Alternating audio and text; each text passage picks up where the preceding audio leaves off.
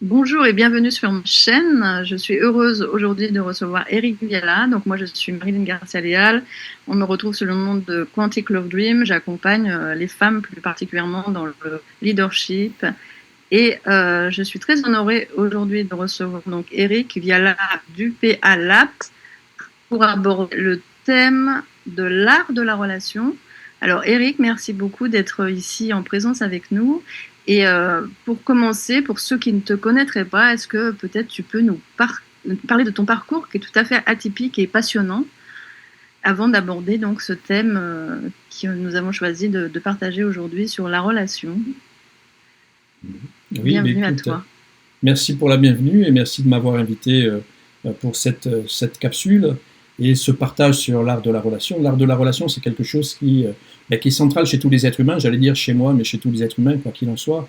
Et je me suis aperçu très tôt de la relation à soi et surtout dans le jeu. Je l'ai conscientisé très très jeune dans le jeu parce que j'avais une tante qui, lors de réunions de famille, se mettait là, se déguisait en Charlie Chaplin, en Charlot de Charlie Chaplin. Et très jeune, je la regardais jouer, tu vois, dans l'art de la relation du jeu. Elle venait, elle faisait des gags à la Charlot, elle composait, elle interprétait. Et de suite, c'était des moments très intenses, moi, quand je voyais cette tante jouer le Charlot. Et puis, j'avais déjà vu des films de Charlie Chaplin. Et donc, puisque c'était toujours l'art de la relation à soi et à l'autre, et comment je communique aussi par le mime dans la relation. Et d'ailleurs, quelques années plus tard, j'ai rencontré, puisque ça m'a inspiré aussi, très très jeune, j'avais envie de pouvoir moi-même jouer, elle m'a donné envie de jouer, et puis aussi j'étais connecté, je pense que mon âme, mon être était une âme d'artiste, et j'étais connecté à ça, et quelques temps plus tard, je me suis retrouvé à Paris, à faire la rencontre de deux hommes qui ont déterminé ma vie, en fait, même s'il y en a eu, il y a des personnes qui ont aussi déterminé ma vie bien avant. J'appelle ça, tu sais, c'est quand on rencontre des gens qui à un moment donné vont te dire une phrase, un mot, mais ça va être un mot, une phrase qui va déclencher des prises de conscience chez toi et qui va t'aider dans ta vie. Et là, c'est deux personnes qui m'ont initié au jeu de l'acteur, qui sont deux New-Yorkais, et tu sais, deux New-Yorkais qui venaient à Paris donner des masterclass. Donc je suis rentré dans un processus de jeu d'acteur dans ma formation professionnelle, puisque c'est ce que je voulais faire depuis ma très tendre enfance. Donc même si j'ai eu une enfance chaotique, j'ai pas lâché mon rêve, mon désir de pouvoir interpréter des personnages. Et donc, du coup, ça m'a mis dans le bain de l'art de la relation, parce que lorsque tu es initié au jeu de l'acteur, en tout cas, la méthode auquel moi j'ai été initié, qui sont la méthode de l'acteur studio, et dont un était un membre actif de l'acteur studio, Jack, un de mes deux professeurs, qui ont été très déterminants dans ma vie, eh bien, j'ai été initié à l'analyse comportementale, à l'analyse informationnelle, à la gestion émotionnelle, à tout ce qui est le corps, et bien sûr tout ce qui a trait à la psychologie de l'être, en fait, et à l'art de la relation. Parce que quand tu es un acteur que tu joues sur chaîne, ben, tu joues des relations, en fait, des relations et des séquences entre personnages, des scènes qui se jouent, comme dans la vie. Et d'ailleurs, que ce soit le théâtre ou le cinéma, on s'inspire de la vie et on vient le relater pour le petit, le grand écran ou au théâtre, tout simplement. Donc j'ai été très dans ce bain-là depuis très très jeune, et aussi initié à l'art de la relation aussi, parce que ce sont des gens qui sont issus aussi de mouvances new-yorkaises où ces personnes avec lesquelles j'ai collaboré ont été dans une mouvance d'art-thérapie. C'est arrivé très très tôt à l'Actor Studio, et ont été en lien avec des hommes comme Alexander Lowen, John Periakos, qui lui était l'assistant de Jack Willem, qui est l'homme qui a découvert les 7 blessures de l'être, en fait. Donc, et en tant qu'acteur, très très jeune, j'étais confronté à comprendre quelles étaient les 7 blessures de l'être. Jack Willem était un psychiatre new-yorkais, et John Periakos était son assistant, aussi psychiatre, et a démocratisé aux États-Unis les 7 blessures de l'être, après qui ont été repris par un peu tout le monde, en fait. Mais très tôt, j'ai été confronté à ça. Ça a fait partie de ma formation, et du coup, tu te poses la question, qui suis-je, si tu veux, tu vois, qui tu es, parce que bien, tu es là pour te former pour jouer, en fait, à l'actorat, et en même temps, tu apprends sur toi, tu apprends sur l'être. Et en même temps, j'ai été aussi dans des techniques de gestion émotionnelle, d'expression et de communication émotionnelle en tant qu'acteur, qui m'ont permis de pouvoir aussi me rencontrer aussi, puisque je suis un hypersensible, un hyperempathe.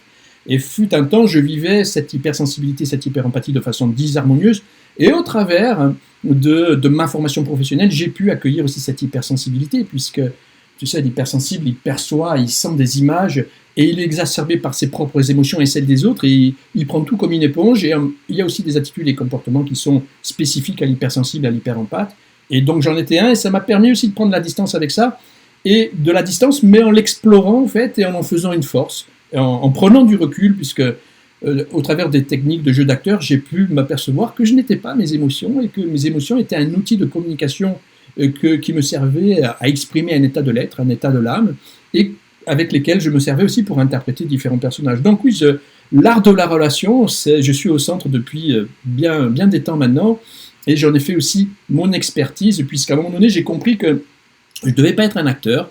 Et là, j'étais à l'espace Pierre Cardin sur les Champs-Élysées à Paris, et j'étais avec un coach de Los Angeles, qui était le coach de Cameron Diaz, et il s'appelait Bernie Hiller. Et Bernie, à un moment donné, quand je le vois coacher sur scène 2 acteurs, d'un coup, j'ai une révélation. Tu sais, on a tous eu des révélations, des prises de conscience comme ça, et je dis, mais c'est ça que je veux faire. Je ne veux pas devenir acteur. Je veux partager comme lui partage. Et j'avais déjà 5-6 ans de formation professionnelle avec, tu vois, dans mon bagage. Et puis, je faisais partie comment dirais-je, de groupes d'acteurs franco-américains avec lesquels il y a toujours des leaders, tu sais, dans les groupes, et on se dirigeait les uns entre les autres. Et moi, je faisais partie des leaders.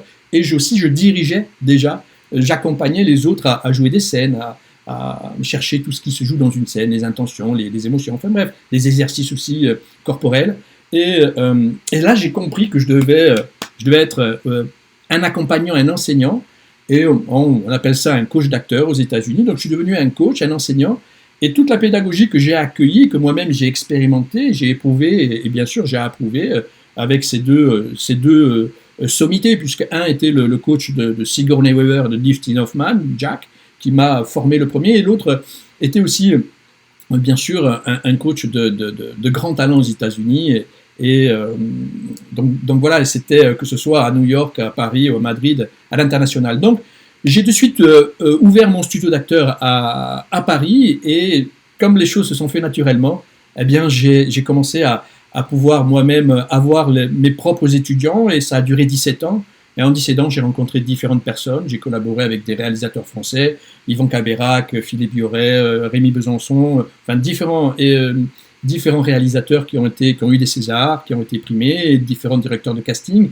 Et aussi, j'ai collaboré avec des acteurs en voie de professionnalisation, et bien sûr des professionnels, dont certains ont joué dans des productions nationales et internationales. D'ailleurs, je suis allé voir avec mon fils le film Dune il y a 15 jours, et il y avait une des actrices qui jouait un rôle qui était dans le film que j'ai coaché quand elle était plus jeune. Donc j'ai coaché pas mal d'acteurs aussi qui ont percé à l'international, et puis aussi en France. Donc je suis au centre de l'art de la relation, et pour terminer ma présentation, pour qu'on puisse maintenant aussi répondre à des questions que tu pourrais avoir aussi pour ta communauté, mais pour l'arrondir cette présentation, eh bien, en même temps que j'accompagnais pendant toutes ces années tous ces acteurs qui venaient à moi, puis il y avait des danseurs, il y avait aussi des chanteurs, parce que des sportifs aussi de haut niveau qui sont dans une transition de carrière, qui veulent aussi devenir acteurs. Donc j'ai coaché aussi des sportifs, des chanteurs, des danseurs qui ont besoin à un moment donné aussi de passer au théâtre, donc ils viennent chercher des techniques, et aussi des chefs d'entreprise pour la prise de parole en public, et différentes personnes qui aussi venaient à moi pour travailler plus d'aisance au niveau de la communication et de l'expression. Et à un moment donné, aussi comme j'étais en quête toujours de connaissances, j'ai compris que moi-même, eh bien, avec mes blocages et mes résistances intérieures, j'avais besoin aussi de pouvoir accueillir en moi les meilleures disponibilités aussi, et puis de poser conscience sur ce qui m'animait fonctionnellement, mais aussi dysfonctionnellement au sein de mes conditionnements. Donc je suis passé par différentes méthodes, comme le yoga intégral, les mouvements bioénergétiques avec différents thérapeutes, où j'ai reçu des soins. Enfin, je suis passé par tout un process où, à un moment donné, le yoga et la méditation sont rentrés plus intensément dans ma vie. Et d'ailleurs, dans mes masterclass que je donnais, qui duraient 3 semaines avec des acteurs, c'était 10 heures par jour, du lundi au samedi, donc c'était très intense. Je faisais faire aussi beaucoup de mouvements bioénergétiques pour l'échauffement du corps, des visualisations, et on allait aussi transformer les blocages et les résistances des acteurs pour qu'ils puissent s'ouvrir au mieux devant la caméra, pour qu'ils soient plus à l'aise. Et Et ces hommes-là, ces femmes-là me disaient, mais Eric, non seulement je viens avoir une technique d'acteur, mais en plus je change personnellement en tant qu'être, et ça me fait avancer dans ma vie. Parce que moi-même, j'emmenais aussi ce que j'allais voir ailleurs pour ma propre connaissance, et puis me libérer moi-même de mes résistances et de mes blocages. Et à un moment donné, j'ai vécu un événement assez intense dans la vie, et qu'on a envie de partir avant nos enfants, et moi-même j'ai perdu une petite fille donc, qui est décédée, et à un moment donné j'ai fait une pause dans ma carrière, j'avais besoin de respirer, et je pensais que ça allait durer 7 mois pour vivre cet événement, le transformer, tu vois, en conscience, et parce que ça m'a, comment dirais-je, tu sais, très jeune, j'ai lu le bouquin de Nisargadatta, Qui suis-je? Je suis, tu sais. Et donc, je me posais pas mal de questions. On se pose de là où on vient, qui on est, où est-ce qu'on va. Et à partir de cet événement, je dis, ok, Eric, c'est bien tout ce que tu as fait. Tu t'es réalisé professionnellement, tu as eu le succès, tu es dans un mouvement, dans un flot de vie où tu sais, ok avec toi, mais qu'est-ce que tu vas laisser? Qu'est-ce que tu vas te laisser à toi-même et aussi aux autres générations? Et dans cette pause que je pensais qu'elle allait durer 7 mois pour me reposer et en conscience transformer cet événement parce que c'est pas naturel lorsqu'on perd un enfant, logiquement, ce sont les parents qui partent avant les enfants, bien entendu. Donc pour transformer cela de la meilleure des façons, eh bien, et je dois dire que le fait d'avoir accueilli à ce moment-là mon hypersensibilité, mon hyperempathie de façon relationnelle avec moi-même, de façon harmonieuse, et d'en avoir fait une force, ça m'a permis de traverser cet événement plus facilement, en fait, parce que j'avais déjà connaissance de beaucoup de choses chez l'être humain, de sa fonction comportementale au niveau des sentiments, des émotions, mais aussi au niveau de la psyché et des conditionnements et de nos fonctionnements des mécanismes de l'esprit. J'avais déjà une certaine aisance avec ça. Et eh bien, je suis parti 7 mois, mais en fait, ça a duré 7 ans. Et je suis parti dans une retraite de 7 ans, et qui m'a permis de rentrer un peu plus profondément dans une quête intérieure, dans une connaissance intérieure, un développement de soi, au-delà du bien-être, parce que ça reste toujours du bien-être, quoi qu'il en soit, puisque soit on crée la guerre, soit on crée l'amour, soit on crée, tu sais, on vit dans un monde de dualité, de polarités différentes, et tout ça nous habite intérieurement, et on doit aussi accueillir tout cela. Et d'ailleurs, aujourd'hui sur Terre, c'est rempli encore de guerres, et je pense que ça fait partie de l'art de la relation aussi, la guerre. Et on pourrait même ouvrir là-dessus, mais je veux dire, donc ça m'a permis de revenir vers un mieux-être, et aussi vers l'essence de qui je suis, parce que souvent je dis, lorsqu'on perd le sens de la vie, c'est qu'on s'est éloigné de notre essence, on s'est éloigné de l'être que nous sommes, et je m'étais éloigné un peu de moi, même si j'avais une réussite professionnelle, et là je suis devenu de plus en plus proche de mon être, jusqu'à ce que je vive différentes expériences qui m'ont permis de vivre un basculement de l'attention, où à ce moment-là tu ne focalises plus ton attention et ton écoute sur des conditionnements, en fait, et tu rentres dans un espace beaucoup plus stable, serein, et en amitié avec toi-même. Donc, et ensuite, je suis revenu à Paris, maintenant depuis 6 ans, et lors de ma dernière année de retraite, j'ai couché sur le papier un protocole qui m'a permis, dès mon retour, il a fallu un temps de réadaptation, bien sûr, bien à la ville, hein, puisque je vis aussi à Paris, et que lorsqu'on passe 7 années en retraite, quand tu arrives dans une grande ville, c'est pas comme si tu arrivais à la campagne où c'est plus calme, tu sens aussi la violence de la grande cité, tu vois.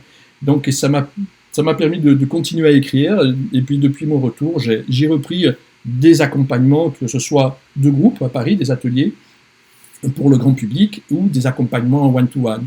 Et parfois, lorsque j'ai des artistes qui ont besoin encore de conseils et d'analyse de scénarios à propos de ce que vit le personnage, de ses addictions, de ses manques, de ses blessures et de ses traumas, alors ils font appel à moi, parce qu'un acteur a besoin aussi de connaître les problématiques du personnage qu'il va interpréter pour un film au cinéma ou à la télé.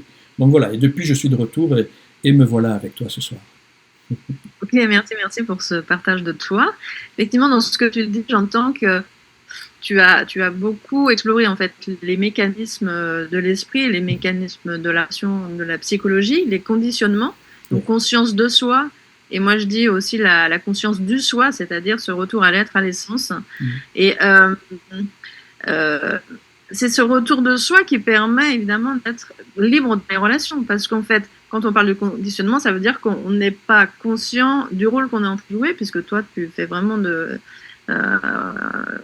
tu relates beaucoup le fait d'être un acteur, donc de jouer sa vie comme ça. Est-ce que de toute façon on est un acteur, mais on est un acteur conscient ou pas conscient? On joue un rôle, on décide de jouer un rôle, on est libre quand on est vraiment dans son être. Est-ce qu'on est libre d'être, je veux dire simplement, ça suffit en suivant le fil de la vie? Est-ce que quand même on est, pour être vraiment dans cette incarnation, on a quand même forcément des rôles à jouer? Et comment on interagit avec l'autre? Alors, quelle est ta vision par rapport à tout ça? Quoi qu'il en soit, peu importe l'état de conscience que l'on a, on est dans la vie et on vit sa vie pleinement et activement. Alors après, tout dépend des personnes, hein, l'implication qu'elles ont dans leur vie et bien sûr ce qu'elles ont opté depuis la très tendre enfance. Quoi qu'il en soit, dans le mode relationnel, qui sont nos premiers, on va dire, associés dans notre vie, dans notre entreprise ou dans notre scénario de vie, dans notre film, si tu vois, si on va garder cette métaphore, cette analogie, eh bien ce sont nos parents en fait, le père et la mère. Et à partir de ce qu'ils vont nous donner, eh bien on va rentrer dans un processus de mémorisation de l'information, de mémorisation aussi de conditionnement, de schéma, de répétition, parce que eux-mêmes ils sont dans un processus d'expression et de communication au sein d'une ingénierie qui n'est pas connue pour 99% des gens, je dirais, en fait.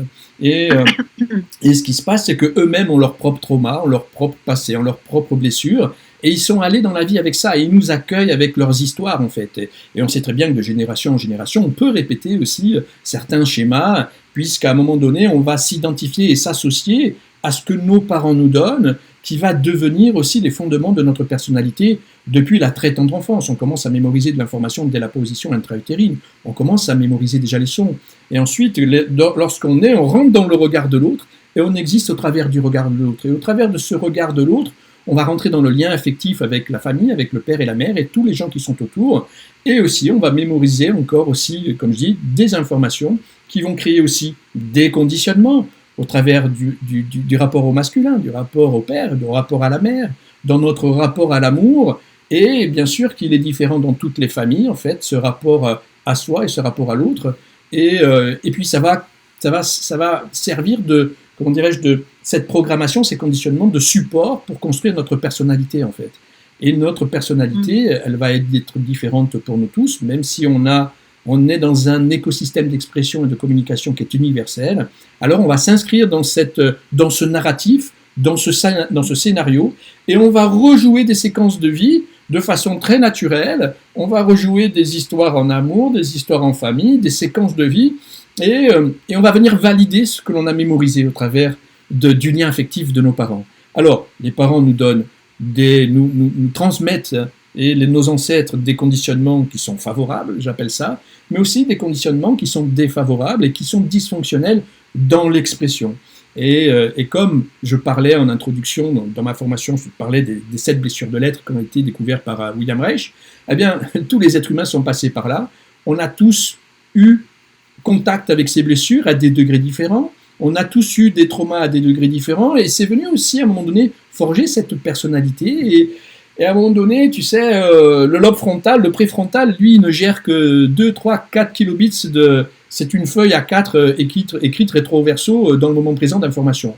Par contre, lui, l'inconscient, et tout ce qui passe dans le cerveau limbique, l'hippocampe et l'amygdale cérébrale, et tout ce qu'on appelle l'inconscient, mais dans le système cérébral et aussi le corps, eh bien, on mémorise beaucoup plus d'informations et on va dire que l'inconscient gère un peu plus de 40 gigas à la seconde, si tu veux, c'est énorme.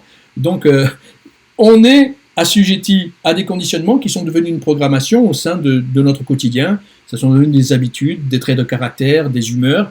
Et chaque jour, quand on se lève avec ce que l'on pense être et ce que l'on croit être. Donc oui, à un moment donné, on vit aussi des séquences de vie qui peuvent être dysfonctionnelles.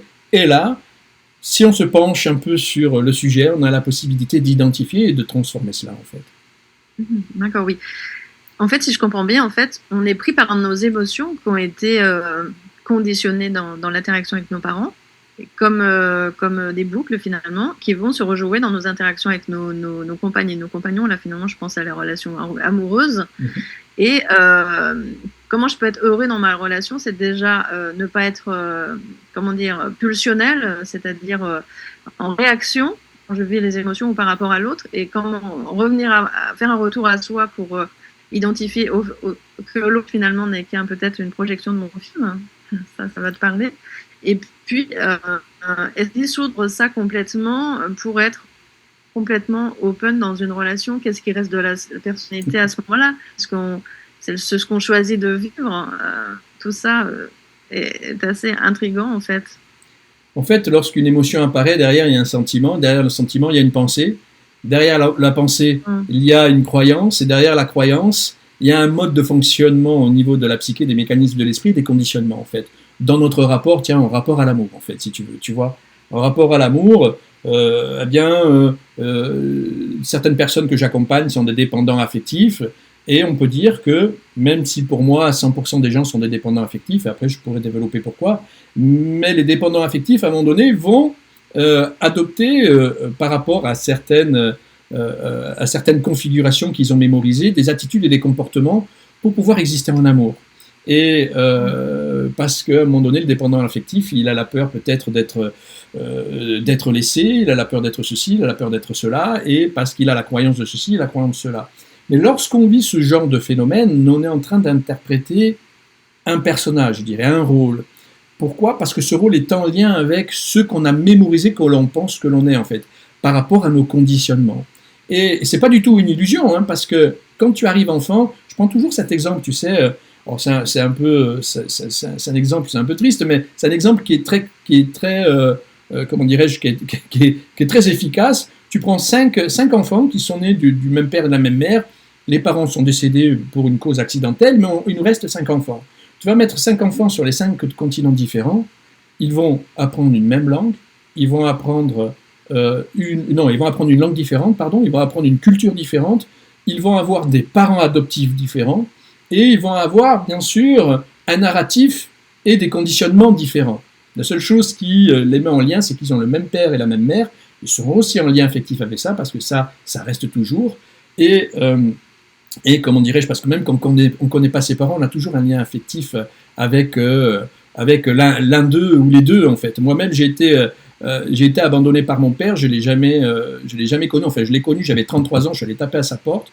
Mais j'étais en lien affectif, même lorsque je ne connaissais pas cet homme, en fait. Il a fallu que je fasse des recherches pour, bien sûr, venir chez moi répondre à des questions. Mais je veux dire, tous ces enfants vont avoir, moi j'appelle ça la BDI, la banque de données informationnelle, une programmation différente, même s'ils sont en lien avec leurs parents, quoi qu'il en soit, leurs parents, leurs géniteurs, mais ils ont les parents adoptifs. Donc, ils sont tous différents. Donc, ils vont œuvrer et avoir des relations tous différentes avec les uns et les autres dans leurs relations. Donc, oui, comment dirais-je, tu as la possibilité de pouvoir, à un moment donné, revenir et faire le choix de te désidentifier, de te désassocier, par exemple, comme tu disais, de cette émotion que je ressens dans la relation d'amour, ou de ces attitudes, de ces comportements que je vais mettre en place parce qu'à un moment donné, je vais me mettre au service de l'autre, parce que moi-même, je ne me sens pas libre de m'exprimer, j'existe dans le regard de l'autre, je veux m'occuper de l'autre parce que je veux l'aimer comme moi je n'ai pas aimé, et je l'aime comme j'aimerais qu'il m'aime aussi. Tu vois, il y a plein de choses qui se mettent en place, ce sont des mouvements de vie qui sont connus par les uns et les autres.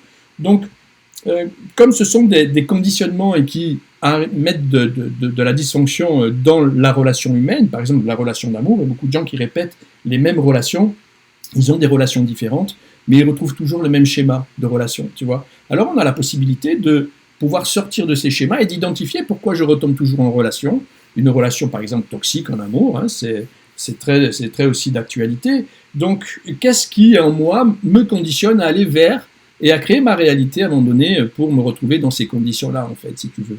Et ça, c'est profondément inscrit aussi dans les conditionnements. Oui, il y a une confusion de ce que c'est l'amour, finalement, là, de ce que tu dis, c'est ça qui apparaît. C'est-à-dire que souvent, il y a confusion dans les compagnes, abus et amour. C'est-à-dire que quand on était abusé par un être qui était censé être, par exemple, notre parent, effectivement, protecteur, il y a une confusion à cet endroit. Et est-ce que la dépendance affective, elle vient de là, par exemple ? Et finalement, c'est quoi l'amour ? On en parlait aussi, tu me disais, on confond sexualité, amour, le cœur, etc. Je pense que c'est ce temps que tu parles de ça, Sylvien. Ce qui se passe, c'est que la première chose que l'on nous apprend quand on est enfant, c'est l'amour de l'autre. Et c'est pas l'amour de soi. Et automatiquement, quand on nous apprend l'amour de l'autre c'est une bonne chose, mais l'amour de soi, c'est différent. Et ça incombe le fait que, à arriver à un certain moment, on va intégrer le fait que on va aller chercher la valeur des sentiments de soi-même au travers de l'autre. Parce que dans l'amour de l'autre et non l'amour de soi-même, de pouvoir se rencontrer soi-même aussi avec une guidance de parents qui, bien sûr, qui peuvent échanger sur un sujet de l'amour de l'autre, de comment aussi on se comporte avec l'autre, mais comment aussi on se comporte avec soi-même. Et ça, c'est pas le cas en fait actuellement, parce que il y a un système dans lequel est inscrit l'être humain aujourd'hui, et ça, c'est peu importe où on vit sur la planète, c'est que lorsque tu rentres dans une famille, tu arrives dans une famille où il y a déjà des traumas et des blessures. Et ces gens-là, bien souvent, ont conscience de leur souffrance, ont conscience de leur douleur, ils savent qu'ils ont vécu ceci ou cela dans leur vie, mais il n'y a pas d'engagement pour transformer ce qu'ils ont vécu et prendre conscience qu'à un moment donné, eh bien, ce que l'on nous a donné en héritage, eh bien, on peut se déshériter nous-mêmes de ce qu'on nous a donné en héritage. Parce que l'enfant, lorsqu'il arrive, il est totalement présent. Il est présent, il est dans son, je veux dire, dans son potentiel unique, dans son unicité, dans sa singularité, et il vient découvrir la vie. Il vient découvrir la vie. Et bien sûr, tu sais, l'enfant, il est très vif de l'esprit, il a le cœur ouvert et il a l'action très ouverte aussi. Hein, on parle de ces 3 centres énergétiques qui sont 3 intelligences. Pourquoi ? Parce que les personnes qui donnent des soins énergétiques savent que c'est là où il y a le plus d'énergie dans le corps physique. Et d'ailleurs, on a des neurones dans notre cerveau, on a des neurones dans le cœur et on a des neurones dans les intestins. C'est pas pour rien. Il y a une intelligence aussi qui est là, neurocognitive aussi. Donc, et il y a bien des livres qui disent dis-moi qui est ton intestin, je te dirai qui tu es, et bien sûr bien d'autres qui citent ces 2 autres intelligences. Donc, ce qui se passe, c'est que l'enfant, il arrive, il est totalement là, présent, il est dans sa singularité, et il découvre le monde, il découvre la vie. Donc, quelque part, il est complet, cet enfant.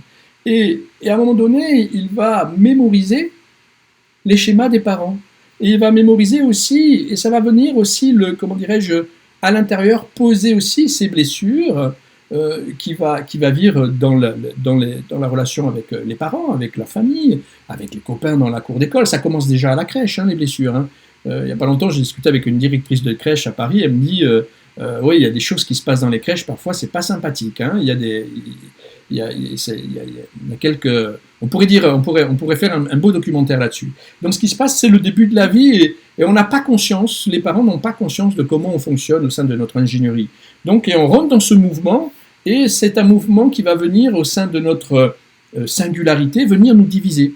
Parce qu'il y a les croyances de la mère, il y a les croyances du père, et puis on a un exemple masculin, on a un exemple féminin, on commence à mémoriser tout ça.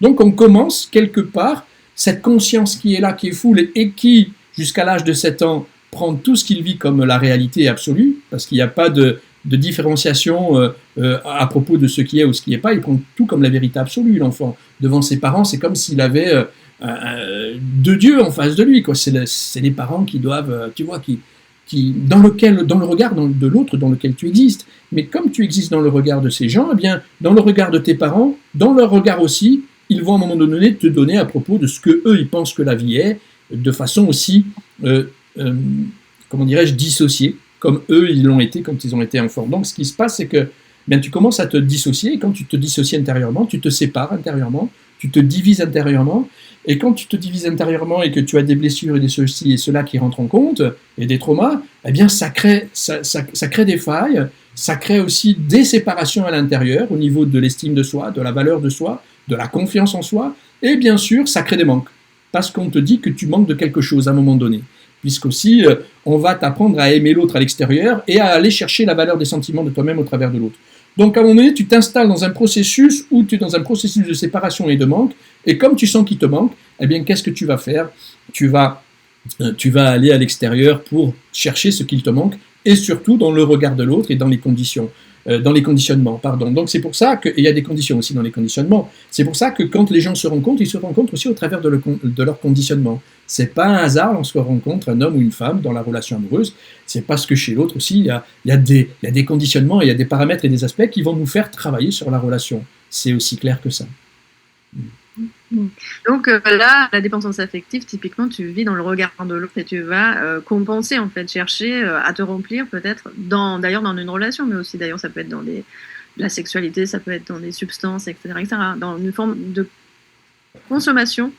Et moi, j'ai parlé beaucoup de ça à un moment, de revenir à la communion avec soi. Donc, évidemment, c'est pas la consommer, mais communier. C'est ce retour à soi d'intégrité, d'unité, qui fait, tu as parlé des trois centres, en fait, c'est une forme d'alignement et de conscience intelligente de ces trois centres, en fait. C'est tout un écosystème, comme tu te plais à dire. Si tu veux développer là-dessus. J'avais aussi une autre, finalement, interrogation quand tu parles. Est-ce que c'est différent d'être un homme ou une femme alors dans la relation ou c'est égal? C'est ce qui m'est venu là. Où on est forcément conditionné. Ou est-ce que l'interaction homme-femme, est-ce qu'on est un couple intérieur? Souvent on parle du couple intérieur. Est-ce que quand on a alchimisé son féminin, son masculin et l'autre aussi, on est dans sa plénitude? On parle de plénitude, de retour à soi. Ça passe aussi par ces polarités qui sont alchimisées ou ça n'a rien à voir pour Alors, tu m'as posé beaucoup de questions dans ta grande question. Oui. Donc, ce qui se passe, c'est que... On reviendra, on dépliera. Alors, prends note sur un papier, je vais commencer à argumenter par rapport à ce que... Pour qu'on garde le fil de ta réflexion et que je puisse y répondre. Quoi qu'il en soit, c'est qu'à un moment donné dans sa vie, lorsqu'on a... Ce que je peux commencer par répondre à ton interrogation, c'est que dès qu'on a commencé à se poser des questions, par exemple, la relation amoureuse, ça se répète, c'est toujours les mêmes scènes, c'est toujours les mêmes conflits, même si je change de partenaire.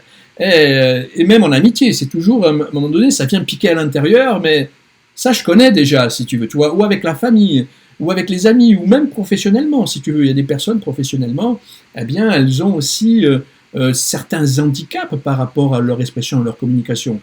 Bien souvent, j'accompagne des hypersensibles et des hyperempathes. Même au boulot, professionnellement, il y a vraiment des problématiques d'expression, que l'on soit introverti et extraverti, parce que ce soit chez l'hypersensible, hyperempathe, ou chez une personne qui n'est pas du tout ce que je viens de citer, parce qu'on a tous le même écosystème d'expression et de communication, et on devrait tous connaître notre ingénierie de comment on fonctionne, eh bien, on a des natures qui sont extraverties et introverties.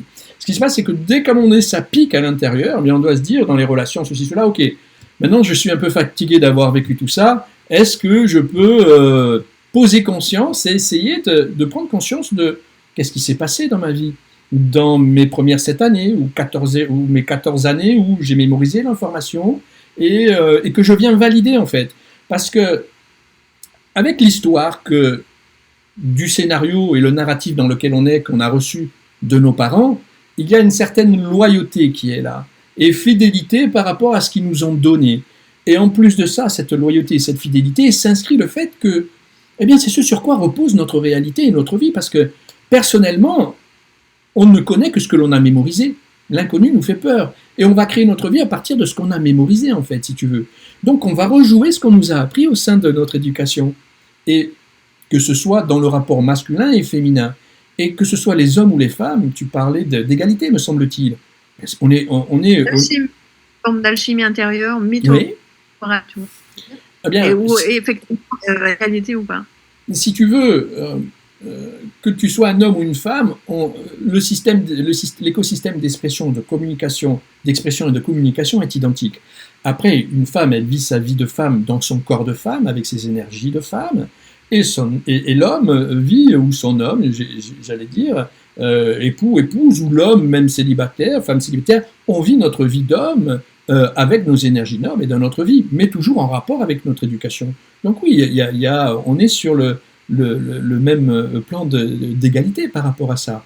Ensuite, ce qui se passe, c'est qu'on a intégré des conditionnements en rapport avec l'archétype féminin, donc la mère, l'archétype masculin, donc le père. Donc après, on va œuvrer dans notre vie, tout dépend ce qu'on a vécu avec la mère, avec le père, au niveau des conditionnements, des attitudes, des comportements, des émotions, des sentiments. Eh bien, on va mettre plus une personnalité masculine, avec, tu vois, un masculin exacerbé et un féminin plus en arrière, ou un féminin plus exacerbé, un masculin plus en arrière. Tout dépend les jeux de rôle dans lesquels on s'inscrit, et à quel moment et à quel degré d'intimité ça peut se jouer aussi, jusque dans le couple, hein, de toute façon, hein, tout le monde est au courant de ça.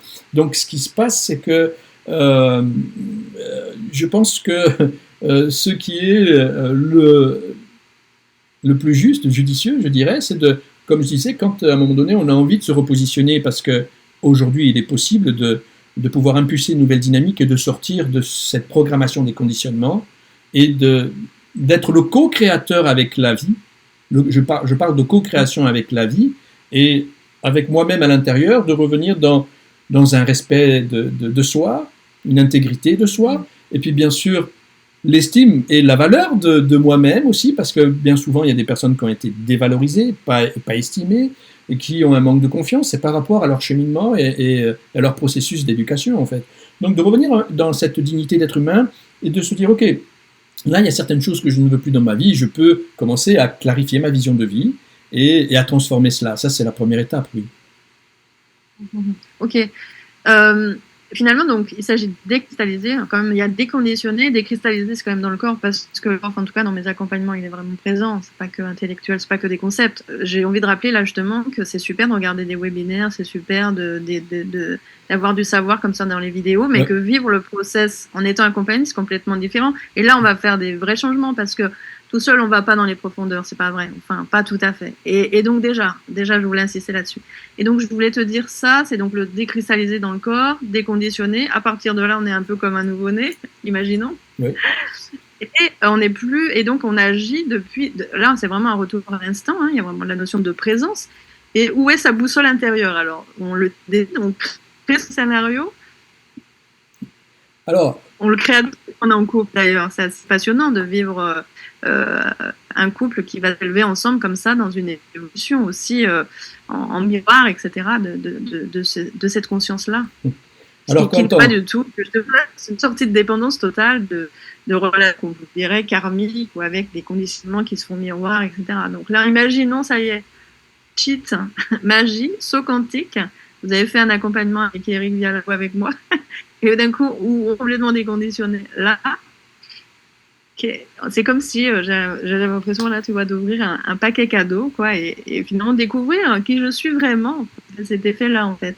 Ah ouais, qui je suis sans mon histoire. J'avais une fois beaucoup médité comme ça, qui je suis sans mon histoire, qui je suis sans mon histoire. C'est quand même enlever ces vieilles peaux, finalement, ces vieux conditionnements, tout ce qui empêche, qui fait barrière, il me semble, à une relation vraiment authentique, en fait, à soi, à la vie et dans une relation de couple. Alors, dans un premier temps, ce que je pourrais dire, c'est que lorsqu'on a la tête dans le guidon ou la tête dans le bocal, on ne voit pas de l'extérieur. Et quand on a la tête dans le bocal, si on peut se faire accompagner, c'est une très bonne chose. Que ce soit chez un psychiatre, un psychothérapeute, une personne qui est en accompagnement et qui vit déjà ce que la personne a besoin de vivre. Une personne doit choisir quelqu'un qui est déjà dans cette expression, cette communication, afin de pouvoir, comment dirais-je, être le mieux guidé. Dans un second temps, dans un accompagnement, il y a aujourd'hui, et puis on est dans une industrie qui est en plein essor. Moi, je suis depuis 20 ans en accompagnement, hein, depuis que j'ai commencé ma carrière d'acteur et d'enseignant et de coach d'acteur jusqu'à aujourd'hui. Et ce qui se passe, c'est que c'est en plein essor en ce moment, depuis 5-6 ans, même, je pourrais dire même 10 ans, mais c'est un plein boom depuis 5 ans. Et ce qui se passe, c'est que la plupart des accompagnements, des témoignages que moi j'ai, des retours des personnes qui rentrent dans le process UPA, eh bien, sont des personnes qui ont fait une formation, 2 formations, un accompagnement, et ceci et cela. Et qui me disent, Eric, écoute, je suis toujours dans la répétition des schémas dysfonctionnels et conflictuels, que ce soit dans les relations amoureuses, que ce soit avec ma famille. À chaque Noël, quand j'y vais, c'est toujours les mêmes histoires. On n'arrive jamais à pacifier la relation ou que ce soit professionnel. Et ce qui se passe, c'est que dans un accompagnement, dans le go fast et cet essor de plein accompagnement, et il y en a beaucoup qui fonctionnent, mais ils ne fonctionnent que sur le court terme. Pourquoi ? Parce qu'il y a un seul niveau de prise de conscience. C'est la clarification des attitudes et des comportements et de certaines croyances. Et ça s'arrête là, en fait. C'est pour ça qu'il y a beaucoup de gens qui, avant de rentrer en accompagnement avec une personne, se posent beaucoup de questions. Et ensuite, ce que je pourrais conseiller à ta communauté, c'est de choisir une personne qui aussi amène la deuxième et la troisième prise de conscience. C'est-à-dire que la deuxième prise de conscience, c'est de rééduquer l'écoute et l'attention. Parce que si tu ne rééduques pas l'écoute et l'attention, tu ne vas pas pouvoir modifier ta perception. Ça veut dire ton ressenti. Ton ressenti, ce que tu perçois au travers du corps intégral et des conditionnements qui... Pardon, juste sur ce deuxième point, Eric, pour qu'on soit vraiment d'accord, pour que tout le monde comprenne, de mon point de vue, c'est bien être l'observateur de ce qu'on est en train de jouer quand tu parles de ce deuxième niveau. Exactement. Exactement. Les niveaux, juste pour en synthétiser, on a vu les conditionnements. Deuxième niveau de conscience, on est observateur, c'est qu'on est déjà un peu désidentifié ou pas tout à fait encore, mais enfin on est en train de le faire, c'est ça? Ce qui se passe, c'est que tu es sur le chemin et quoi qu'il en soit, comment dirais-je, ça demande aussi un certain temps pour se poser aussi et que ça devienne... parce que ta nature, elle est connectée à ce mode de fonctionnement qui va avec le flot de la vie en fait. D'être totalement connecté, de savoir ce qui se joue, de savoir ce que tu perçois et ce que tu sens. Et en tout cas, dans ces deux premiers. Pourquoi ? Parce que c'est là, mais on ne le réalise pas, l'être humain n'en a pas conscience et ne le réalise pas. Pourquoi ? Parce qu'il est enfermé dans ses mécanismes de l'esprit, dans son monde mental.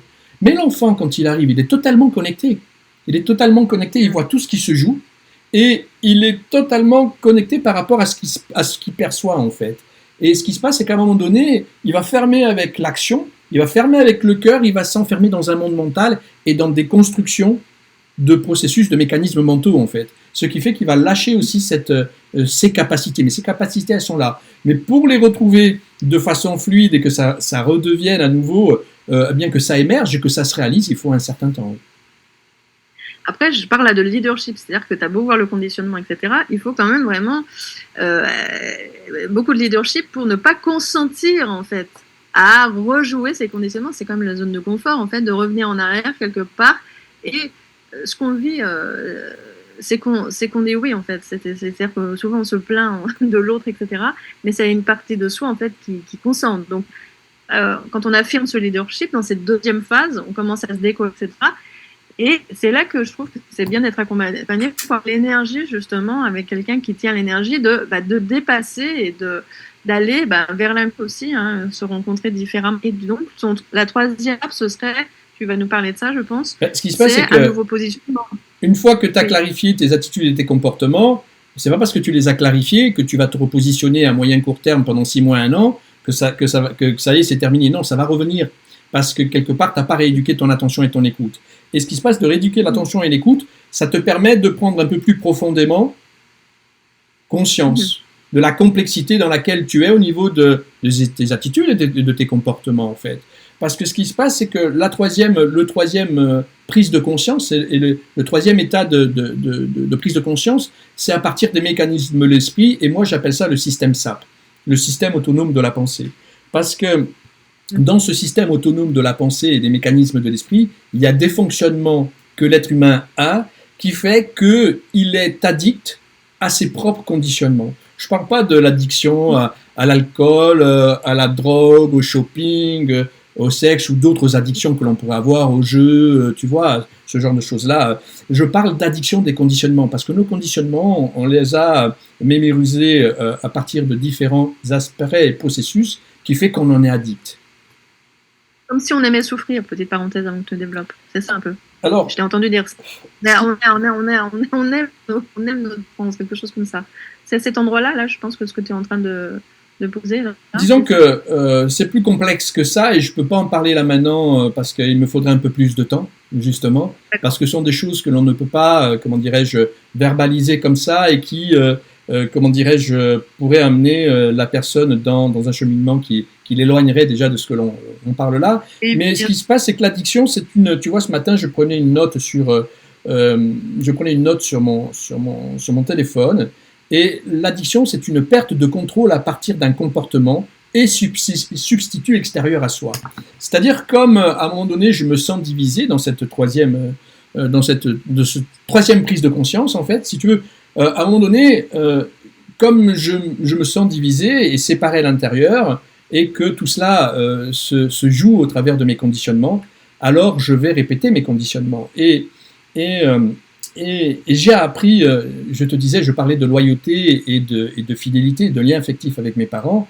Je suis aussi, tout simplement, je pourrais dire, aussi addict de ces conditionnements par loyauté et à mes parents, et surtout parce que je ne connais que ça, en fait. Je ne connais que ça, et que la réalité de ma vie et de ma personnalité repose sur ça. Donc ensuite, il y a d'autres mécanismes qui sont plus complexes, mais lorsqu'on en prend conscience, ça peut, après tout dépend des personnes, ça peut bien sûr dissoudre le lien affectif avec le conditionnement, et du coup, quand on dissout le lien affectif avec le conditionnement, eh bien toute l'énergie que l'on mettait dessus, parce que quand tu rééduques ton attention et ton écoute, c'est pour te permettre aussi d'identifier le conditionnement, mais de ne plus focaliser ton attention sur le conditionnement, parce que tu dois être aussi conscient quand le conditionnement arrive, parce que c'est tellement puissant un conditionnement, et surtout dans la relation amoureuse, quand un homme ou une femme à un moment donné sent un shoot, oh c'est un shoot là, une adrénaline, le cœur qui bat, tous les émotions et le florilège d'hormones qui vient se poser, de neurobiochimie dans le corps, et en même temps à ce moment-là il y a du favorable bien sûr, parce qu'on rencontre un être, on rencontre une personne, on rencontre un physique, une odeur, il y a plein de choses qui se jouent à ce moment-là, mais on rencontre aussi une personne qui correspond aussi à nos conditionnements. Et au travers du lien affectif, on va vouloir rejouer ces conditionnements et pour valider aussi notre personnalité, ce qu'on nous a appris en fait, en termes de loyauté et de fidélité envers nos parents. Mais on peut rester loyaux et fidèles à nos parents et bien sûr remercier nos parents, parce que si ils n'avaient pas ce langage-là et cette connaissance-là, ils étaient ignorants qu'on pouvait le faire.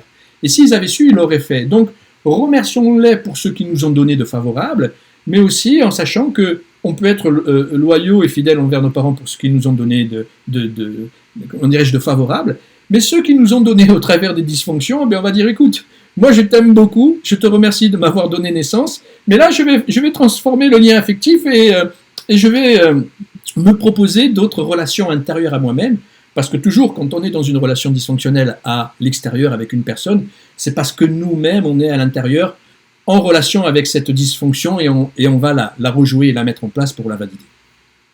Oui, donc le shoot dont tu parlais, en fait, c'est ça que je voulais dire. Ça a l'air d'être plaisant et favorable pour nous, et en fait, ça peut aller contre nous, dans le sens de souffrance, c'est ça que je voulais dire. Donc déjà ça, ok. Et tu as dit quelque chose de super intéressant, c'est que quand on récupère cette énergie, en fait, toute cette énergie, elle va être pour créer en alignement, justement, de tous nos centres, etc., et de notre être véritable, et de nos vrais choix, en fait. Parce qu'avant, tant qu'il n'y a pas de conscience, et suffisamment de conscience et de confiance, on ne va pas être un acteur conscient de sa vie. On va être donc, on va rejouer ses rôles et ses conditionnements, mais à partir de là où on a récupéré son énergie, finalement, on peut mettre cette énergie pour créer, pour construire, pour créer et redéfinir tout dans sa vie. Tout est possible à ce moment-là. Je vais dire oui. Oui, ce qui se passe, c'est que lorsque tu ne projettes plus et tu ne focalises plus ton attention, donc ton énergie au travers d'un conditionnement qui vont te faire avoir des attitudes et des comportements pour être aimé, en amour, pour être reconnu, tu vois. Et alors, pour être reconnu et pour être aimé, pour avoir la reconnaissance de l'autre et exister dans le rapport à l'autre et le rapport amoureux, le rapport social, amical, professionnel ou familial, eh bien, tu vas adopter des attitudes et des comportements. Mais bien souvent, ces attitudes et ces comportements, eh bien, ça te permet d'exister, mais de surexister, si tu veux, tu vois. Comme la personne qui va être en permanence en train de s'occuper des autres, mais elle s'occupe plus des autres que d'elle-même, et elle ne s'occupe pas d'elle-même, elle s'occupe des autres comme on aurait aimé à un moment donné qu'on s'occupe d'elle-même. Donc si tu veux, à un moment donné, quand elle va sortir de ce conditionnement, eh bien, elle va pouvoir s'occuper d'elle-même et être dans cette liberté, avoir la liberté de s'occuper de soi, enfin, et de prendre soin d'elle. Parce que prendre soin des autres, c'est bien, mais le don de soi commence par soi-même. Et c'est là où on en revient à l'amour de soi. Pour aimer l'autre aussi de la façon la plus juste et la plus harmonieuse dans la relation de couple, eh bien si j'ai appris à aimer aussi ce qui causait la douleur et la souffrance dans ma vie, eh bien je vais être beaucoup plus stable émotionnellement, sentimentalement, et puis au niveau de ma pensée, de mes mécanismes amoureux, de l'esprit, de ceci et de cela, de mes attitudes, de mes comportements. Donc quand je vais rentrer à nouveau en relation avec une personne, il y a des attitudes et comportements qui auront disparu. Pourquoi ? Parce que je prends soin de moi aussi. Et lorsqu'on prend soin de soi, de façon la plus juste, on pourra être en relation de façon différente avec l'autre et de façon plus favorable et plus juste. Et là, on va partager, j'appelle ça la cerise quelque part sur le gâteau, parce que chacun prend soin de soi. Donc oui, c'est une possibilité de pouvoir, comment dirais-je, s'exprimer, communiquer aussi de cette façon-là dans la relation amoureuse. Merveilleux, merveilleux, d'espoir pour tout le monde. Je trouve que c'est une conclusion. En tout cas, je ne sais pas si tu veux ajouter quelque chose, Eric. Déjà, tout ce qu'on a partagé est vraiment très, très enseignant et très, très, très précieux. Est-ce que tu aurais une petite clé, quelque chose qui te viendrait ou qu'est-ce qu'on pourrait partager à notre communauté là, en lien avec cet amour de soi, la relation, ces traversées, ces initiations, que quelque chose d'autre est possible en tout cas. Mais écoute, l'art de s'éveiller à de meilleures relations, eh bien, c'est l'art de s'éveiller à une meilleure relation avec soi. Et qu'à un moment donné, à l'intérieur de soi, lorsqu'on ressent de la souffrance, on ressent de la douleur pour tel ou tel événement, pour telle ou telle cause, parce que j'ai vécu ceci ou cela dans la petite enfance et dans l'adolescence, alors il y a possibilité de pouvoir aussi poser conscience et de mettre de la lumière sur ce que, eh bien, on n'est pas obligatoirement censé savoir ou savoir comment accueillir aussi ce côté de nous qui, à un moment donné, eh bien, est dans la douleur et dans la souffrance, et de pouvoir accueillir aussi et d'accepter ce côté de nous qui est dans la douleur et la souffrance. C'est ce que j'ai fait moi-même à un moment donné, de pouvoir accueillir aussi ce côté de moi-même qui était en souffrance et en douleur. Et il était en douleur et en souffrance. Pourquoi ? Parce que, eh bien, dans ma vie, j'étais inscrit dans certains narratifs ce narratif était le scénario que j'avais mémorisé depuis la très tendre enfance, par rapport, tu vois, à tout ce que j'ai pu vivre dans ma vie. Et j'ai été voir un peu ce qui se passait à l'intérieur. Et lorsque, eh bien, on prend le temps de pouvoir écouter, de pouvoir accueillir, dans la clarification de la vision de vie, des attitudes et des comportements, de rééduquer son écoute. On a besoin d'écouter le corps, d'écouter ses perceptions, parce que bien souvent on a des perceptions erronées. Si on a des conditionnements défavorables et qu'on ne sait pas que on ne sait pas qu'à ce moment-là ça vient se déclencher dans le moment présent, dans le champ de notre conscience, au travers de nos pensées, de nos croyances ou quoi que ce soit, on va avoir aussi des perceptions erronées. Donc on va avoir aussi des émotions défavorables et erronées et des attitudes et des comportements. Donc on va aussi peut-être négocier, faire des compromis avec nous dans les relations quelles qu'elles soient, pour exister et faire partie de la famille, faire partie de la communauté, et dans un mode survie en fait. Et on a la possibilité de sortir de ce mode survie et de passer dans un état, un mieux-être, un bien-être, et de s'éveiller à soi, mais s'éveiller aussi à l'autre côté de la pièce en fait, de ceux qui emmènent quelque part un peu d'obscurité, de souffrance et de douleur. Et là, on prend le favorable du défavorable, et à ce moment-là, on pose lumière, on pose conscience, et lorsque le défavorable, on a posé la lumière, eh bien ça n'agit plus sous la conscience, parce qu'on en a pris conscience, et on n'est plus dans le contrôle des peurs, et de ceci ou de cela. On devient le maître aussi de ce côté de nous, qui fait qu'on apprend à mieux vivre avec, et on le transforme en fait, et on revient dans une unité de soi qui... eh bien, avec lequel on est dans un mieux vivre et on continue à vivre en conscience, ce leader conscient de notre vie, dans l'instant. Et tu sais, c'est un chemin d'éveil, de s'éveiller à soi, mais de s'éveiller à ce qu'il y a en nous de joyeux, de formidable, de favorable, et de ce qu'il y a de moins joyeux en fait. Et d'éveiller aussi ce côté de nous et de mettre la lumière dessus, ça fait que ça ne va plus agir de façon subconsciente. Et tu sais... j'aime beaucoup cette phrase de Jung qui dit tant que tu n'as pas pris conscience de tes conditionnements dysfonctionnels, alors tu vas appeler ça ta destinée. Oh, ma vie c'est ceci. Oh, ma vie c'est cela. Et c'est pas possible. Oh, c'est génétique. Oh, ben non, moi je suis victime, tu sais, hein, dans la vie tout ce qui m'arrive c'est la faute des autres. Hein, et on remet au lendemain ceci, cela. Et on dit c'est notre destinée. Mais il est possible que tu puisses avoir un regard sur ta destinée, oui, tu as un scénario de vie, tu as un script avec, tu vois, je reprends cette analogie de l'acteur, mais tu as la possibilité de devenir l'acteur conscient de ta vie et de réécrire aussi une partie de ton histoire, celle qui est dysfonctionnelle, et de mettre de la lumière dessus, tout simplement. Et lorsque tu mets des mots MOTS au MAUX et que tu libères ta parole, tu libères tes émotions, tu libères des fausses croyances que tu peux avoir, tu libères des conditionnements, eh bien, comme tu disais si bien il y a quelques instants, eh bien, ce sur quoi on focalise notre attention, notre écoute et notre énergie, eh bien, plutôt que de la mettre dans des relations dysfonctionnelles amoureuses, je vais regarder ce qui se joue de dysfonctionnel en moi, et ensuite, cette énergie que je consumais dans ce genre de relation pour être aimé, pour être ceci, pour être cela, puis l'amour se met dans toutes les relations, pas que dans la relation de couple ou intime, hein. L'amour, c'est dans toutes les relations, ça fait partie d'un tout tous les jours. Eh bien, ce qui se passe, c'est que cette énergie, je vais la retrouver dans mon alignement, dans mon centre, et je vais avoir cette perspective d'être un être un peu plus digne, un peu plus intègre avec moi-même, un peu plus respectueux. L'estime, la valeur, la confiance, c'est l'affirmation de moi-même au quotidien avec plus de confiance. Et je vais œuvrer au mieux dans ma vie en tant que leader conscient. Un supplément de conscience chaque jour, parce qu'on ne vit pas dans le monde de oui-oui, on voit tout ce qui se passe aujourd'hui autour de nous, dans la société, dans les sociétés, dans le monde. Donc il n'est pas question de dire « Ah oui, je suis là, tu vois, de m'échapper ». Non, non, c'est réaliser l'être humain en soi, c'est ce nouvel être humain conscient en soi, et il s'agit d'un supplément d'unité chaque jour en fait. Oui, c'est ça. Donc il y a le terreau, et c'est ok, on a un terreau forcément, hein, favorable, défavorable, peu importe.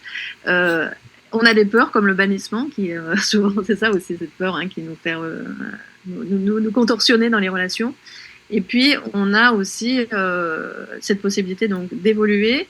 Et oui, je voulais dire aussi pour les hypersensibles, c'est par là un moment, comme on interprète mal, souvent les hypersensibles particulièrement interprètent mal leur vécu en fait, le ressenti, voilà.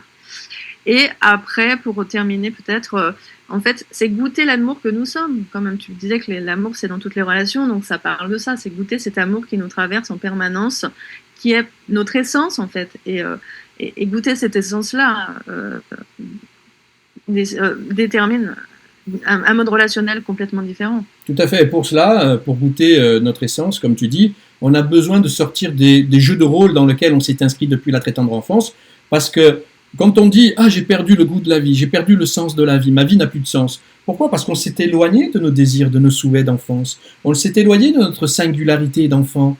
Et il y a des enfants qui sont très, comment dirais-je, très conscients et qui disent les choses, mais avec une conscience et une clarté. Ils te scotchent en fait. Et ce qui se passe, c'est que c'est non pas de revenir un enfant et de retourner à l'âge de bébé où on doit prendre soin de nous, non, non. C'est de redevenir dans cette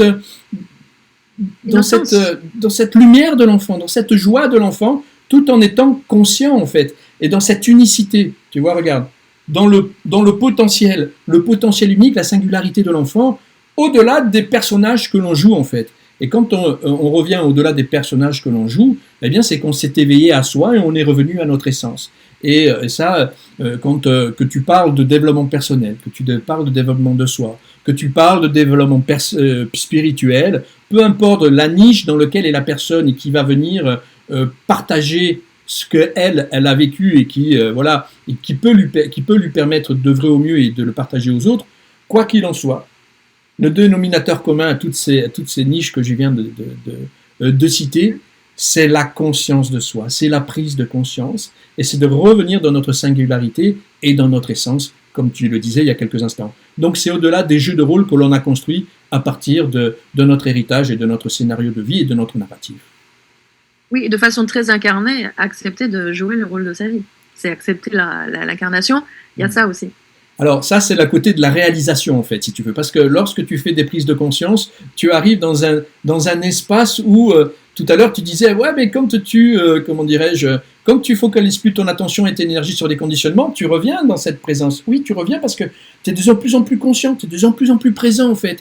Et tu as de plus en plus de force et d'énergie et tu descends de plus en plus dans le corps. Ça ne veut pas dire que tu es coupé avec tes émotions. Ça ne veut pas dire que tu es coupé avec tes sentiments. Parce que tu es un être humain. On a une personnalité en tant qu'être humain. Et c'est pas parce qu'on revient dans sa singularité à un moment donné qu'on n'est plus un être humain ou qu'on est dans un autre monde. Non, on est dans tous les espaces en fait, de l'être jusque dans le corps, Et ce qui se passe, et c'est là que tu t'enracines et que tu t'incarnes. Et lorsque tu as accueilli toutes ces prises de conscience qui t'ont permis de revenir dans cet espace où tu bascules ton attention, c'est-à-dire où tu n'es plus assujetti à ces conditionnements, c'est là où tu réalises et tu incarnes au travers de tes gestes, de tes actions, de ton verbe et de tes émotions, de tes sentiments et de tes prises de parole et surtout de tes positionnements où tu vas te positionner de la façon la plus juste avec la conscience que tu as de l'individu qui est en face de toi, afin de pouvoir l'accueillir et de partager ce qu'il y a de juste à partager dans l'instant dans l'instant du moment, en fait, avec l'autre. Et bien sûr, tout à l'heure, tu parlais d'amour. On va dire, qu'est-ce que l'amour? Eh bien, c'est ce diamant aux 1000 facettes, c'est la douceur, c'est l'écoute, c'est la reconnaissance, c'est la tendresse, c'est la chaleur humaine, c'est la bienveillance. Ce sont tous ces aspects qui aussi déterminent cet espace où, à un moment donné, je suis dans cet alignement du leader conscient, dans ma dignité, et c'est là où tu retrouves ta souveraineté. Souveraineté, pour être souverain, nous sommes invités à revenir dans la dignité, l'intégrité, le respect, l'estime, la valeur, la confiance et l'affirmation de l'être dans la matérialisation au quotidien. Il y a quelqu'un qui me disait il y a quelques jours, mais Eric, entre chaque réalité, où est réellement la réalité? Eh bien, ta réalité, elle est là où elle se matérialise, là où tu la matérialises. Et si tu la matérialises au-delà des conditionnements, tu vas pouvoir la matérialiser de la façon la plus juste et judicieuse. Comme un musicien, toi tu es musicienne, tu as un diapason pour accorder ton instrument, eh bien on a des outils pour accorder notre instrument de l'être dans le corps, parce que bien souvent quand il y a une dissociation entre l'être et le corps, c'est parce que l'être humain il est perdu dans ses mécanismes de l'esprit. Et il écoute que les mécanismes de l'esprit et le corps, et toutes les pulsions du corps et des mécanismes de l'esprit qui le perdent. C'est pour ça qu'on dit j'ai perdu le sens. Donc on revient, et c'est là où la réalisation se passe, et on est dans cette réalisation, cette matérialisation qui pour moi est nécessaire pour l'être humain, et d'ailleurs ça fait partie de, comment dirais-je, du partage quotidien que l'on peut tous avoir et que moi-même j'ai au quotidien. Non pas que je veuille changer le monde, je ne changerai jamais le monde, mais j'ai commencé par me changer moi-même, changer certains aspects afin de pouvoir le partager et de faire partie de ceux qui permettent aussi à l'être humain, à nous-mêmes, d'évoluer en conscience et pouvoir d'amener aussi autre chose que la guerre sur cette terre. Et pourquoi pas vivre plus en paix et même si on ne vit pas dans le monde de oui, mais une paix intérieure qui nous permet d'œuvrer de la façon la plus juste en tant que leader conscient de sa vie. Oui, et tu parles bien de manifestation. Il ne s'agit pas, quand on parle d'amour, souvent, il peut y avoir l'ego spirituel d'aller se planquer quelque part, encore une sorte de fuite, en fait, de dissociation. Non. Et aussi, quand on parle de centre, j'aime beaucoup, moi j'ai toujours cette phrase de Jean-Yves Leloup à l'esprit, une vie qui n'a pas de centre est une vie qui n'a pas de sens, en fait. Voilà ce qui m'avait traversé. Il y a une troisième chose qui m'échappe, ça va revenir, je ne sais plus. Pardon, c'est riche tout ce que tu as partagé.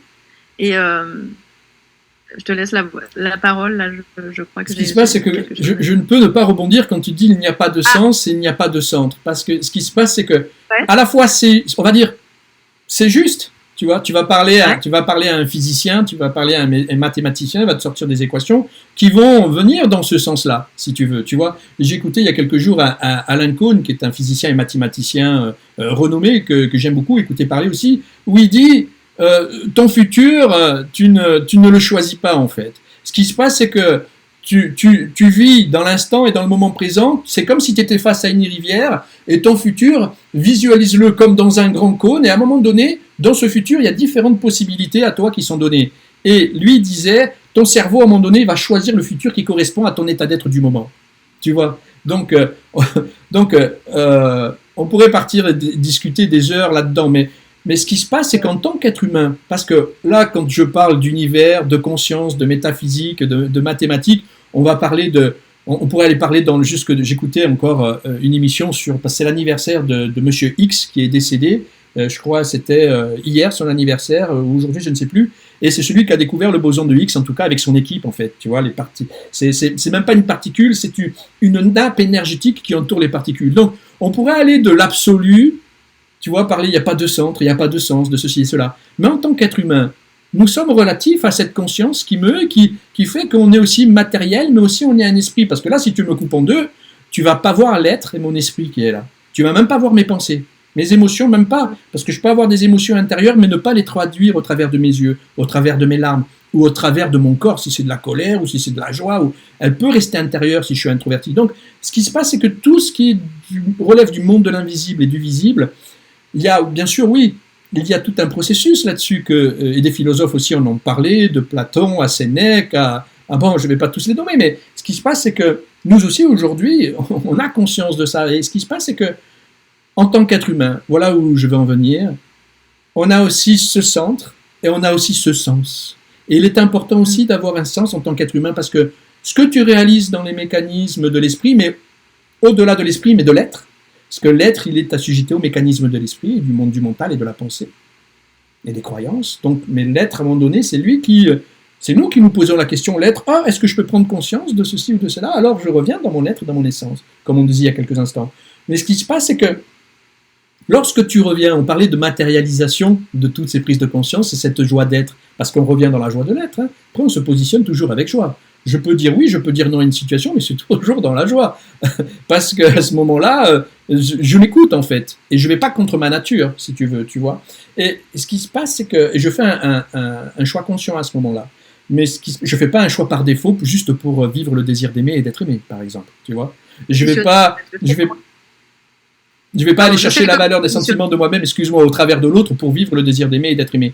Donc on a besoin aussi d'avoir un sens en tant que personne, parce que même si dans les mécanismes de l'esprit et puis dans l'être, on a des états de conscience qui se reforment, qui se transforment, et c'est jamais terminé.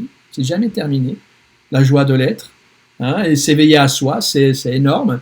Donc ce qui se passe, c'est qu'on a besoin aussi en tant que personne, on a une personnalité, mais c'est une personnalité qui se meut, qui verbalise, qui crée de façon différente, avec un tout autre état d'esprit. Donc on a aussi besoin de sens et de centre pour aussi avoir des intentions qui sont les plus justes et pouvoir œuvrer pour nos enfants, nos familles et un mieux-être aussi sur Terre. Il n'y a pas que la guerre qui existe. Il y a aussi la joie. Oui, c'est ça. Donc oui, donc un positionnement, hein, en fait, c'est ça, et un sens, c'est-à-dire pourquoi, en fait, quand même une direction, quelque chose qui peut nous animer, évidemment. Et donc, ce que j'ai aimé de ce que tu as partagé aussi, de dire en toute authenticité que c'est jamais fini, c'est-à-dire qu'on est l'incarnation de cet humain d'évolution qui est sans fin. Oui. Un état d'éveil n'est jamais terminé. Tu arrives dans une certaine stabilité, mais ce qui se passe, c'est que tu as la possibilité de faire des choix conscients, en fait. Et la vie te ramène toujours à te positionner de la façon la plus juste avec toi-même. Et non, c'est toujours en cours. L'univers est en cours, je ne verrais pas pourquoi nous, on serait finis. Donc, tu vois, je veux dire, c'est tellement immense la vie, c'est tellement magique, c'est tellement beau, et on vit, mais vraiment, tu t'imagines, on est sur une planète, on fait du 140 000 km en orbite autour du Soleil, c'est en 30 secondes, tu vois, je veux dire, tu fais, et ce qui équivaut à un claquement de doigts, tu as fait 30 km à la seconde. C'est quelque chose de magnifique, cette planète, cette Terre, et je pense qu'il est possible que on puisse être peut-être déjà au paradis et de pouvoir créer un avenir meilleur pour nos enfants sur cette terre avec plus de conscience. En tout cas, c'est mon humble avis et pour ça, j'ai besoin d'une intention aussi, si tu veux, tu vois. Et en même temps, est-ce que je suis celui qui détermine mon avenir? Je ne sais pas, mais j'ai besoin d'une intention et en tout cas, sur la grande échelle du temps, mais dans la matière, je peux aussi œuvrer pour un monde meilleur intérieur. Parce que mon témoignage, c'est que de là où je viens moi, c'était pas si joyeux, si florissant que ça. Et j'ai mis en pratique, et j'ai mis des actions et des intentions, et j'avais des objectifs aussi pour pouvoir, en fait, réaliser qu'il n'y avait pas que ce côté de ma personnalité qui existait, il y avait aussi de la lumière. Oui, le process a besoin de notre participation, hein. Et merci de nous rappeler que la vie est mouvement et que d'accepter d'être ce flot de vie. En tout cas, merci pour cette conversation, j'ai vraiment adoré, Eric. Merci pour ta joie aussi, vraiment. J'espère que vous tous, vous avez aimé. Vous pouvez commenter, partager. Moi, je vais mettre le lien pour retrouver Eric Viala, UPA Labs, si vous souhaitez en savoir plus sur lui, regarder ses vidéos, ses webinaires, le contacter, etc. Merci Eric pour tout ton partage. Je t'en prie. À bientôt, merci. Et avec joie. Au revoir à tous. Bye bye.